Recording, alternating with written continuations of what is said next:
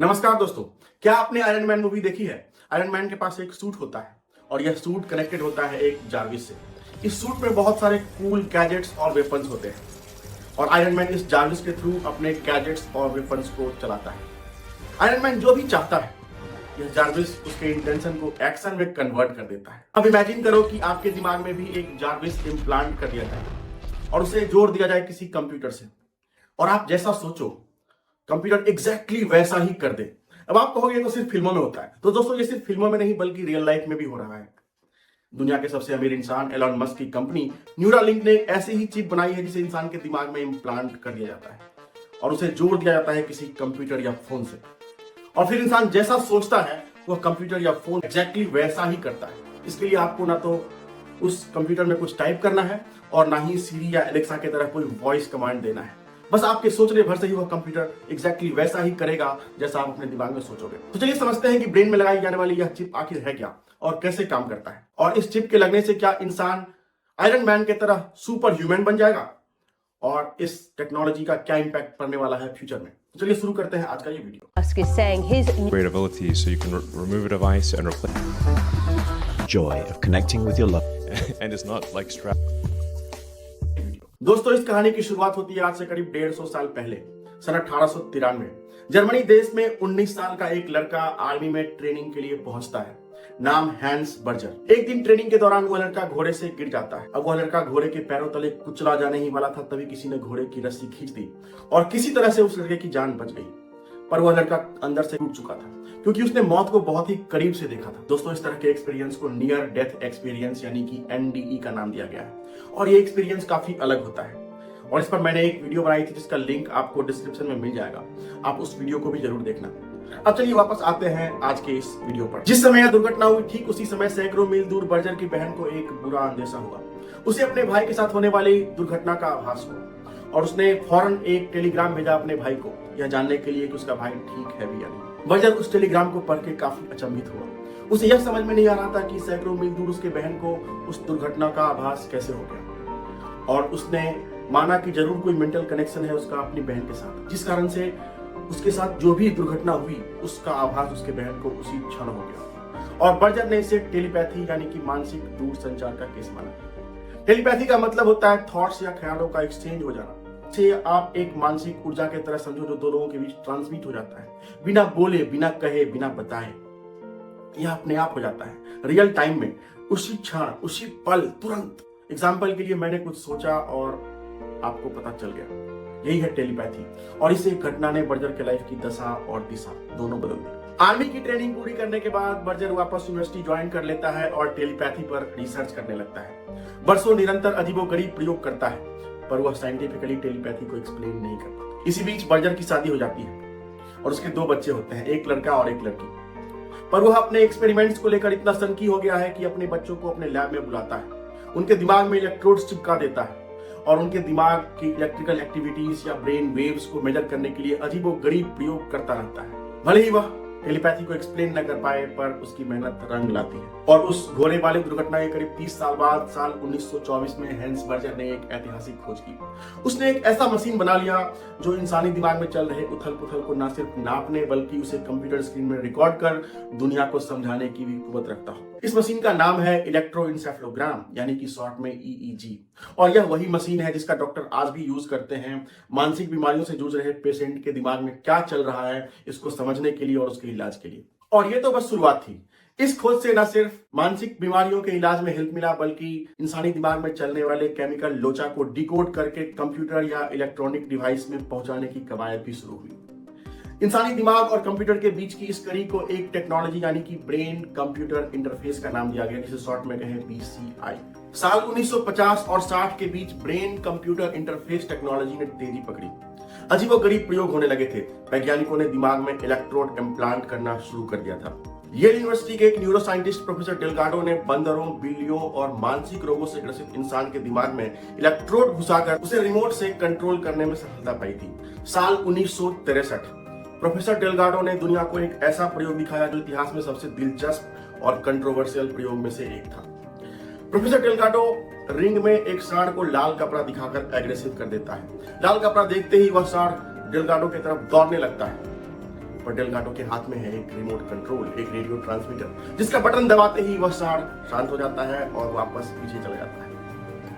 दरअसल professor Delgado ने उस सांड के दिमाग में एक इलेक्ट्रोड इम्प्लांट कर दिया था और उसे कनेक्ट कर दिया था रेडियो ट्रांसमीटर के थ्रू एक रिमोट कंट्रोल से, और वह कंट्रोल उसके हाथ में था और वह उसी से उस सांड को कंट्रोल कर पा रहा था। यह प्रयोग जितना दिलचस्प था उससे भी कहीं ज्यादा कंट्रोवर्शियल, इसके एथिकल इम्प्लीकेशंस को लेकर कई सवाल खड़े हुए थे, पर इस रिसर्च ने BCI टेक्नोलॉजी को एक नया डायरेक्शन दिया था। और भी बहुत सारे रिसर्च हुए ब्रेन कंप्यूटर इंटरफेस यानी कि BCI टेक्नोलॉजी के आधार पर। साल 2009 में एक ऐसी व्हील चेयर बनाई गई जो बहुत ही दिलचस्प थी। व्हील चेयर पर बैठे पेशेंट के दिमाग से वह व्हील चेयर ऑपरेट हो रहा था। वह पेशेंट इस लोकेशन के बारे में सोचता, वह व्हील चेयर उसे वहीं लेकर जाता। इसके थ्रू इस व्हील चेयर को ये पता चलेगा कि एक्चुअल में इसे कहां पे ले जाना चाहता। साल 2016 में एक नया खेल शुरू हुआ। टेस्ला के मालिक एलॉन मस्क ने 7 वैज्ञानिकों के साथ मिलकर अपनी एक टीम बनाई और एक कंपनी की नींव रखी जिसका नाम है न्यूरालिंक। इस कंपनी का मकसद था इंसानी दिमाग को कंप्यूटर, फोन या किसी भी इलेक्ट्रॉनिक अप्लायंस से जोड़ना और उसे अपने दिमाग से ऑपरेट करना। कई सालों तक कई जानवरों पर सफल प्रयोग करने के बाद साल 2023 में न्यूरालिंक को फूड एंड ड्रग एडमिनिस्ट्रेशन यानी कि FDA का इंसानी दिमाग में चिप लगाने का अप्रूवल मिल गया और यहीं से शुरू होता है एक नया अध्याय इस कहानी में, जिसमें इस छोटे से चिप को लैब से उठाकर इंसान के दिमाग में इम्प्लांट कर दिया जाता है। न्यूरालिंक के इस चिप का नाम है टेलीपैथी। इस चिप को दिमाग में इम्प्लांट करने के लिए सबसे पहले इंसान के खोपड़ी में एक छेद करना होता है, घड़ी के डायल के साइज का। यह है दिमाग का वह हिस्सा जिसे कहते हैं सेरेब्रल कॉर्टेक्स, जहां पे सारा केमिकल लोचा होता है, जहां पे सारा कैलकुलेशन मैनिपुलेशन होता है। और इसी के बीच में दिमाग का यह पोर्शन है मोटर कॉर्टेक्स, और यही वो स्पॉट है जहां पर यह चिप लगाई जाने वाली है। क्योंकि यहीं पर थॉट्स यानी कि विचार एक्शन में कन्वर्ट होता है, तो आइडिया यही है कि ब्रेन के इसी पार्ट को डायरेक्टली कंप्यूटर से जोड़ दिया जाए और उसे फिर अपने दिमाग से चलाया जाए। पर दोस्तों अब सवाल यह है कि जो हमारे दिमाग में चल रहा है, उन थॉट्स, उन विचारों को इस चिप के थ्रू किसी कंप्यूटर या फोन में कैसे ट्रांसफर करा जाएगा। तो दोस्तों इसके लिए इस ब्रेन चिप में लगे हैं बहुत सारे पतले पतले तार, और इन पतले तारों से कनेक्टेड है 1024 इलेक्ट्रोड्स, और इन्हीं इलेक्ट्रोड्स को, इन्हीं पतले तारों को आपके ब्रेन के टिश्यू से जोड़ा जाएगा। और इसे जोड़ने के लिए कोई इंसान सर्जरी नहीं करेगा, यह सर्जरी करी जाएगी एक रोबोट के थ्रू, और इस रोबोट का नाम है R1 सर्जिकल रोबोट। इस रोबोट में एक निडल होगा और इसी निडल के थ्रू इन पतले तारों को आपके ब्रेन टिश्यू यानी कि न्यूरॉन से जोड़ा जाएगा। तो चलो ये तो हो गया मोटे मोटे तौर पर उस ब्रेन चिप के बारे में और उसे इम्प्लांट करने के बारे में। पर अब बड़ा सवाल यह है कि यह ब्रेन चिप काम कैसे करेगा। तो दोस्तों इसके लिए आपको हमारे दिमाग का फिजिक्स और केमिस्ट्री दोनों एक साथ समझना पड़ेगा। जैसा कि आप जानते होंगे कि हमारा ब्रेन करीब 86 बिलियन न्यूरॉन सेल से बना है, जिसमें से करीब 16 billion neuron cells outer cortex layer में प्रेजेंट होते हैं, और यहीं पे इम्प्लांट होगा यह चिप। न्यूरॉन्स इंसानी ब्रेन का सबसे छोटा पार्ट है जो एक दूसरे से इंटरेक्ट करता है। कोई भी जानकारी इलेक्ट्रोकेमिकल सिग्नल के रूप में हमारे ब्रेन कॉर्टेक्स से ब्रेन स्टेम के थ्रू नर्वस सिस्टम के माध्यम से पूरे बॉडी में ट्रांसमिट करने में हमारे बॉडी का कोई भी एक्शन स्टार्ट होता है एक साथ कई न्यूरॉन्स के एक्टिवेट होने से। अलग अलग एक्शन के लिए अलग अलग न्यूरॉन्स एक्टिवेट होते हैं और फिर सिग्नल ट्रांसमिट हो जाता है बॉडी के उस पार्ट में जहां पर वह पर्टिकुलर एक्शन होना है। एग्जाम्पल के लिए अगर आपको अपने हाथ की उंगलियों को कसकर मुट्ठी बनानी है तो ब्रेन में न्यूरॉन्स के ग्रुप सिग्नल डिस्पैच करेगा आपके स्पाइन के थ्रू आपकी उंगलियों तक। मतलब ये है रूट जहां से सिग्नल ट्रांसमिट होगा आपके दिमाग से आपकी उंगलियों तक। पर अगर मान लो कि किसी इंसान के स्पाइन का यह पार्ट इंजर्ड हो चुका है या किसी कारण से सिग्नल उसकी उंगलियों तक नहीं पहुंच पा रहा है, तो उस केस में इस चिप के लग जाने से इस तरह से डायरेक्टली इलेक्ट्रोकेमिकल सिग्नल उस इंसान की उंगलियों तक पहुंचाया जा सकता है। फिर एक्सट्रीम केस में मानो कि अगर किसी का हाथ कट गया है तो उसे रोबोटिक आर्म प्रोवाइड करा जा सकता है और फिर उस रोबोटिक आर्म को कनेक्ट करा जा सकता है इस ब्रेन चिप के थ्रू डायरेक्टली। और फिर इससे क्या होगा कि डायरेक्टली उस रोबोटिक आर्म में इस चिप से इलेक्ट्रोकेमिकल सिग्नल ट्रांसफर होगा, ना कि वो स्पाइन के थ्रू होगा। रोबोटिक आर्म एक नॉर्मल आर्म की तरह काम करेगा। इस चिप में लगे इलेक्ट्रोड्स आपके दिमाग की हरकतों को रिकॉर्ड करके ब्लूटूथ के माध्यम से न्यूरालिंक ऐप में भेज देगा और फिर यह एप्लीकेशन इन ब्रेन वेव्स को डिकोड करके ब्रेन के इंटेंशंस को कनेक्टेड इलेक्ट्रॉनिक डिवाइस यानी कि फोन या कंप्यूटर में भेज देगा और फिर वह उसे आपके सोच से ऑपरेट कर पाएगा। मतलब आपके सोचते ही कनेक्टेड इलेक्ट्रॉनिक डिवाइस, फोन या फिर कोई भी इलेक्ट्रॉनिक गैजेट्स चलने लगेगा। आप जैसा सोचोगे वो वैसा ही करेगा। जिस तरह से आप एलेक्सा या सीरी को वॉइस कमांड देकर अपने घर में इलेक्ट्रॉनिक डिवाइस या अप्लायंसेस को चलाते हैं, उसी तरह से आपके सोचने भर से इस ब्रेन चिप के थ्रू आप अपने फोन, कंप्यूटर या किसी भी गैजेट्स या इलेक्ट्रॉनिक डिवाइस को अपने इंटेंशन से चला पाएंगे। बस यहाँ पर अंतर यह होगा कि एलेक्सा या सीरी आपके वॉइस कमांड को डिकोड करता है, वहीं पर यह ब्रेन चिप आपके सोच को, आपके थॉट्स को डिकोड करेगा और उसे किसी कंप्यूटर या फोन तक पहुंचाएगा। इतना ही नहीं, इस चिप के अंदर एक छोटी सी लिथियम आयन बैटरी होगी और साथ में होगा एक वायरलेस चार्जिंग कॉइल, जिससे बैटरी को वायरलेस चार्जर के थ्रू चार्ज किया जा सकेगा। कुल मिलाकर यह कहें कि जिस तरह से हमारे बॉडी में कोई ऑर्गन इम्प्लांट किया जाता है, उसी तरह से इंसानी दिमाग में इस ब्रेन चिप को इम्प्लांट किया जाएगा।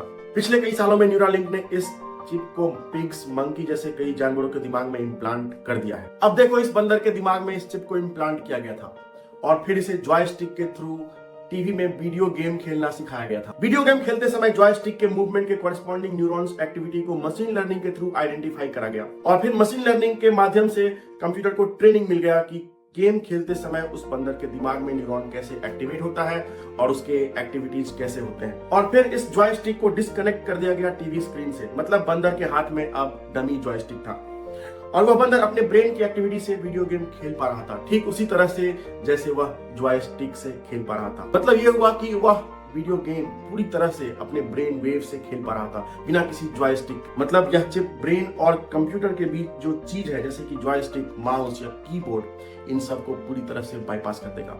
इससे क्या होगा कि कंप्यूटेशन काफी फास्ट हो जाएगा और एफिशिएंट हो जाएगा, हमारी एफिशिएंसी बढ़ जाएगी। 30 जनवरी 2024 को एलॉन मस्क ने ट्वीट करके बताया कि उनकी कंपनी न्यूरालिंक ने इंसानी दिमाग में पहला इम्प्लांट कर दिया है और यह इम्प्लांट काफी सक्सेसफुल रहा। शुरुआती नतीजे काफी अच्छे हैं और वह मरीज तेजी से रिकवर कर रहा है।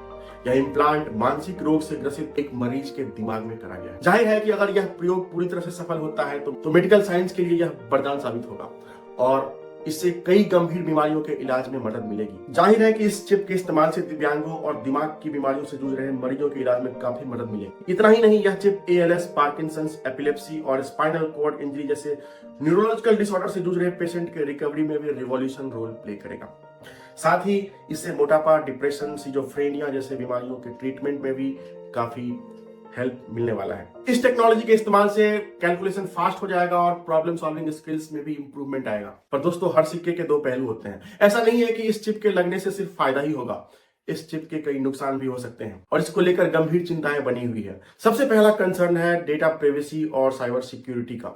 दोस्तों, दुनिया में एक डर का माहौल बना हुआ है डेटा प्राइवेसी और साइबर सिक्योरिटी को लेकर, और ऐसे में अगर कोई टेक्नोलॉजी आपके दिमाग को पढ़ सकता है, आपके दिमाग में क्या चल रहा है उसको रीड कर सकता है, तो सोचो ये कितना खतरनाक हो सकता है। दूसरा कंसर्न है इस चिप के कॉस्ट को लेकर। यह चिप बहुत महंगा होने वाला है। ऐसा नहीं है कि एलॉन मस्क इस चिप को ऐसे ही फ्री में लोगों में बांट देगा। यह चिप काफी महंगा होने वाला है और हर कोई इसे अफोर्ड नहीं कर पाएगा। तो ऐसे में जो इंसान इस चिप को अफोर्ड कर पाएगा, उसकी कैपेबिलिटीज काफी बढ़ जाएगी उन लोगों से जो इस चिप को अफोर्ड नहीं कर पाएंगे, और इससे इकोनॉमिक और सोशल डिस्पैरिटी क्रिएट होगा, सोशल इनइक्वालिटी क्रिएट होगा। अगर इन दोनों कंसर्न को साइड भी कर दिया जाए तो इसके लॉन्ग टर्म हेल्थ कंसर्न्स को लेकर भी काफी चिंताएं बनी हुई है।